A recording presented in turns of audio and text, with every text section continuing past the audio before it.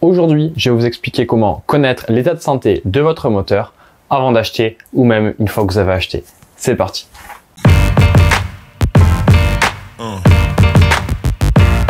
Dans cette vidéo, je vais vous montrer deux tests de compression que j'ai effectués sur deux voitures différentes. La première étant une BM série 3 et la deuxième étant une Ford Focus. Sur ces deux voitures, on a effectué des tests de compression juste pour voir l'état de santé du moteur. La première, c'était après l'achat et la deuxième, c'était après l'avoir utilisé la voiture tout simplement juste pour voir où en était l'état de santé du moteur et juste avant de mettre un turbo pour avoir une idée à peu près de la puissance qu'on va réussir à obtenir. Juste avant que je vous montre tout ça, que je vous explique exactement ce qu'il faut faire, vous allez voir, c'est très simple. J'invite simplement les nouveaux à s'abonner à la chaîne pour qu'on ait encore plus de contenu, que je puisse vous délivrer plus de choses astronomiques comme celle-ci. Donc juste en dessous, cliquez sur le petit bouton s'abonner, s'il vous plaît. Ça aidera énormément la chaîne. Et là, on y va tout de suite. Donc, la première, c'est la Ford Focus. Sur la Ford Focus, donc, comme vous le voyez, la très belle Ford Focus. Donc, on a un petit ou même un très gros 2 litres.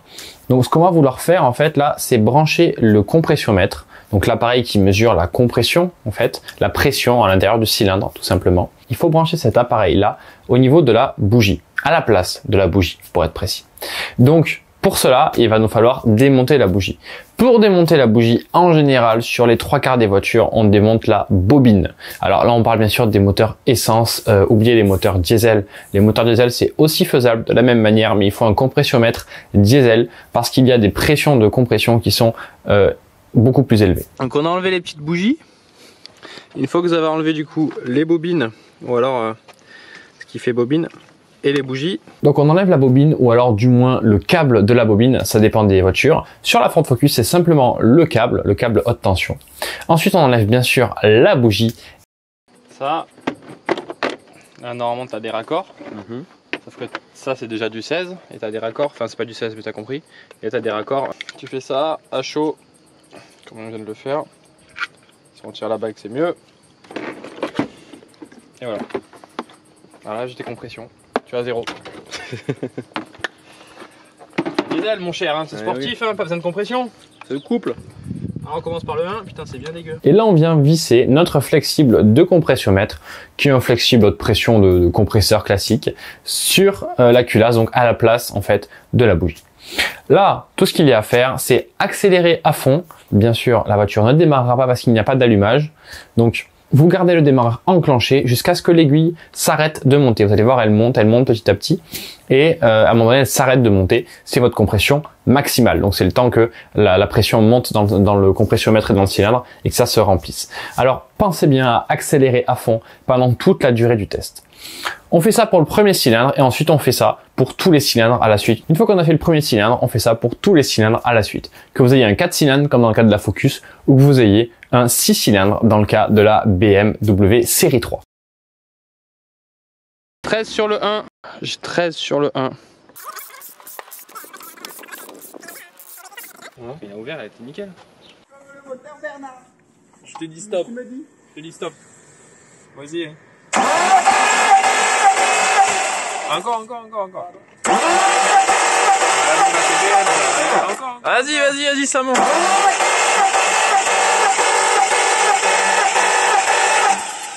12 bars. Et on est là, 12 bars. 12 bars. Ah, attends, il fait combien? 12 bars l'auto.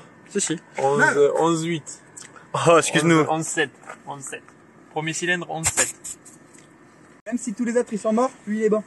Là. Ah, le premier. Compter sur lui le premier. Mais prends le dernier directement, comme ça on sait si le moteur il va bien. Ouais.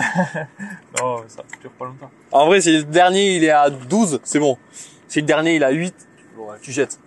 Ah oui, ce qui est important, c'est l'écart entre chaque cylindre. Si celui-là est à 12, ouais, il faut pas que t'aies plus de 1 bar d'écart entre chaque cylindre. Mais là, vu le truc, je suis sûr que les tous ils sont à 12. Écoutez le spécialiste. Allez, vas-y, fais-nous claquer, ça sort. Puis s'il y en a deux qui sont vachement bas, ouais. Les deux collés, c'est que c'est le joint du culasse. Exactement. Et on connaît.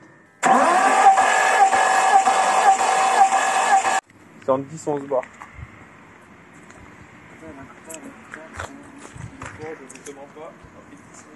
Le point commun entre ces deux voitures, c'est que ce sont des atmosphériques, ce ne sont pas des turbos, donc on va avoir des taux de compression qui sont très élevés, plus élevés que sur un turbo, et du coup des tests de compression qui vont être aussi élevés. Alors il faut différencier le taux de compression d'un moteur qui tourne environ entre 8,5 et 10 dans le cas du turbo et qui part de 10 jusqu'à même 12 ou 13 dans le cas de l'atmosphérique, et la pression que vous allez avoir au compressiomètre, c'est-à-dire la pression de compression. Taux de compression, c'est quelque chose de physique, et la mesure de pression, ça va dépendre en fait énormément du taux de compression et aussi des arbres à cam, des soupapes. Donc c'est-à-dire que si vous prenez un moteur, que vous changez vos arbres à cam, vous allez avoir un test de compression qui ne va plus être le même que celui d'origine. Donc en général, on va décomprimer en mettant des arbres à cam qui ouvrent plus. On va perdre au niveau du test de compression, on va gagner en puissance, mais perdre au niveau du test de compression. Donc ça, il faut bien l'avoir en tête. Ça dépend énormément des arbres à cam. Et c'est pas parce que vous avez un taux de compression de 10 que vous allez avoir 10 bars au niveau du test de compression. C'est pas du tout ça. Donc regardez pour votre moteur, mais là dans le cas des deux voitures, on a les deux moteurs qui sont impeccables. La BM elle sort 12 bars, la Focus elle sort 13 bars, ce qui est très élevé. Je pense qu'il y a un petit dépôt de calamine dessus, mais en tout cas la segmentation elle est parfaite. Ce bloc de litre de chez Ford il est vraiment phénoménal, un excellent bloc, super fiable et en plus très bien entretenu par mon ami.